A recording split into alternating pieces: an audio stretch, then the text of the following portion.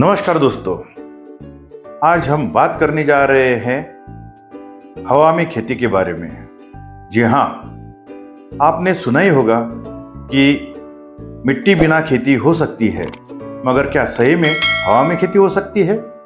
चलिए आज की वीडियो में हम इसके बारे में ही जानने वाले हैं। इसके बारे में क्या ये सही है, क्या गलत है, इस सभी के बारे में आज हम विस्तृत से बात करने वाले हैं।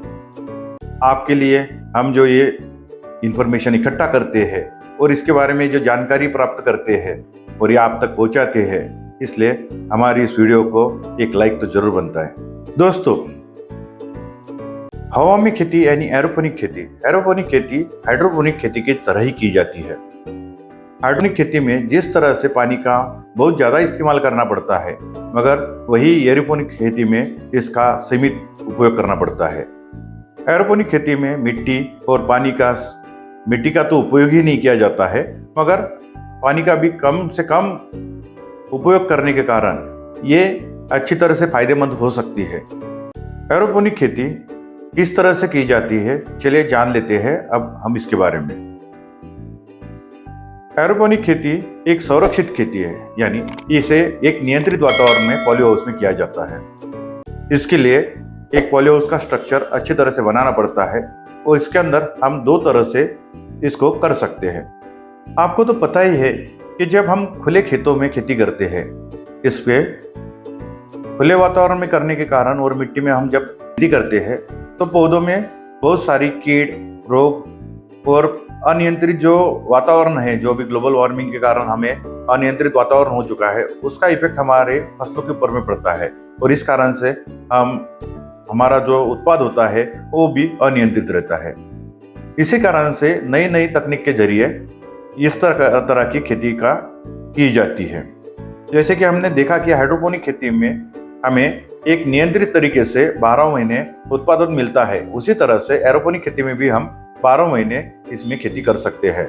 और इसी कारण से जब मार्केट के दाम अच्छे रहते हैं, उस वक्त खेती करके और नियंत्रित स्वरूप से खेती करने के कारण इसमें हमें मिलने वाली उत्पादन की क्वालिटी और इसके कारण मिलने वाले दाम, ये इसका फायदा जरूरी किसान को होता है। एरोपोनिक खेती में मुख्यतः दो प्रकार से किए जाते हैं। इसमें से पहला प्रकार है हॉरिजॉन्टल। हॉरिजॉन्टल पद्धति में बड़े बड़े बॉक्स बनाकर उसके ऊपर में पौधों को रखा जाता है और जड़ों को बॉक्स के अंदर में लटकता हुआ छोड़ दिया जाता है। बॉक्स के अंदर पूरी तरह रोशनी न होने के कारण जड़ों को जमीन में होने का एहसास होता है और उसी के नीचे में फव्वारे मारने के लिए पानी के नोजल रखे हुए थे और वही जो छिड़काव करते हैं, वो छिड़काव के अंदर में ही पौधों के लिए आवश्यक पोषक तत्वों को भी मिलाया जाता है और ये छिड़काव हर 15 से 30 सेकंड के अंदर में किया जाता है। इस कारण से पानी की खपत बहुत कम होती है और जो हमारे क्रॉप रहते हैं वो ऊपर बढ़ते रहते हैं। दूसरे प्रकार में हम वर्टिकल तरीके से पिलर के अंदर में इस तरह की फार्मिंग करते हैं। इसके अंदर पिलर के ऊपर में हम पौधों को लगाते हैं और उसकी जड़ों को पिलर के अंदर में खाली जगह में खुला छोड़ देते हैं। इसके ऊपर में भी उसी तरह के नोजल लगे हुए होते हैं, जिसके जरिए हम पानी के माध्यम से आवश्यक पोषण तत्वों को जड़ों तक पहुंचाते हैं और जब जड़ों को आवश्यकता अनुसार खाद्य मिलता है तो उसकी बढ़त अच्छी तरह से होती है। ये खेती टोटली नियंत्रित होने के कारण इसमें किसी भी प्रकार के विषाणु जीवाणु का भी प्रकोप नहीं होता है। पानी का यूज करते वक्त सीमित मात्रा में होने के कारण जड़ों भी खराब नहीं होती है और फसल बहुत अच्छी मिलती है।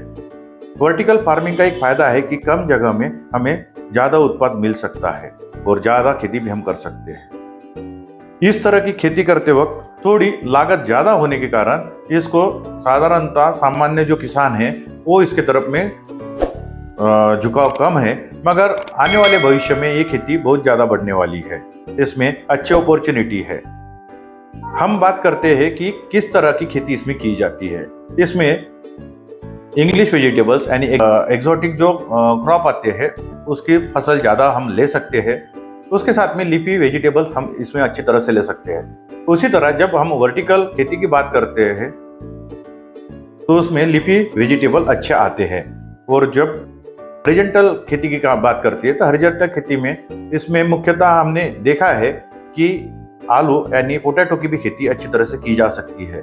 जब आलू जैसी खेती करने के लिए सबसे ज्यादा हमें बीज लगता है वो छोटे पोटैटो का। तो ये छोटे पोटैटो का उत्पाद करने के लिए हम इस तरह की एरोपोनिक खेती का इस्तेमाल कर सकते हैं। इसमें खेती करने के दो फायदे होते हैं। एक तो टिश्यू कल्चर द्वारा तैयार किए हुए पौधों को हम इसमें लगाते हैं और इससे हमें जो बीज मिलता है वो बीज एकदम गुणवत्तापूर्वक मिलता है और वो जो बीज को हम जब हमारी खेती में लगाते हैं तो उसकी फसल और गुणवत्ता अच्छी होने के कारण हमें पैदावार अच्छी मिलती है और साथ ही में इसका उत्पादन भी हमें ज़्यादा मिलता है। और इसके साथ साथ में इसके ऊपर में कीट रोग का भी प्रादुर्भाव कम रह सकता है और नई वैरायटी भी हम यहाँ से आसानी से तैयार कर सकते हैं। इसके लिए इसकी ज़्यादा मात्रा में यूज किया जा सकता है। इस तरह के बीज तैयार करने में हमें ज़्यादा किसानों से ज़्यादा पैसे मिल सकते हैं, तो इसका एक व्यावसायिक रूप से भी हम इस्तेमाल कर सकते हैं। ये सब तो होगी इसके फायदे। जब हम इस तरह की खेती करते हैं तो हमें फायदे तो मिलते हैं क्योंकि हम किसी भी मौसम में कौन सी भी प्रकार की सब्जियां यहाँ पे ले सकते हैं। साथ ही में जो मार्केट रेट रहते हैं वो मार्केट रेट के हिसाब से हम जो हमें पैदाश चाहिए वो हम यहाँ पे आसानी से ले सकते हैं। मगर इसके थोड़े से डिसएडवांटेज भी है, जैसे कि ये इसकी लागत जो है वो हम अगर 1000 स्क्वायर मीटर का हम लगाने की सोचते हैं तो हमें लगभग 20 से 25 लाख रुपए का खर्चा आ जाता है। ये लागत बहुत बड़ी है। ये साधारण जो खेती करने वाले किसान हैं उनके लिए ये लाभदायक नहीं हो सकता है, मगर जो नए उद्योजक है और जो यंग जनरेशन है जिनको चाहिए कि कुछ नई आधुनिक तकनीक का हम यूज करके इस तरह का खेती करना चाहते हैं, उनके लिए फायदेमंद हो सकती है। इसके साथ में भविष्य में आने वाले दिनों में इस तरह की खेती को बहुत ज्यादा प्रोत्साहन मिलने वाला है। दोस्तों, वीडियो आपको अच्छा लगा है तो इस वीडियो को लाइक और शेयर करना मत भूलिए। मिलते हैं अगले वीडियो में। Thank you.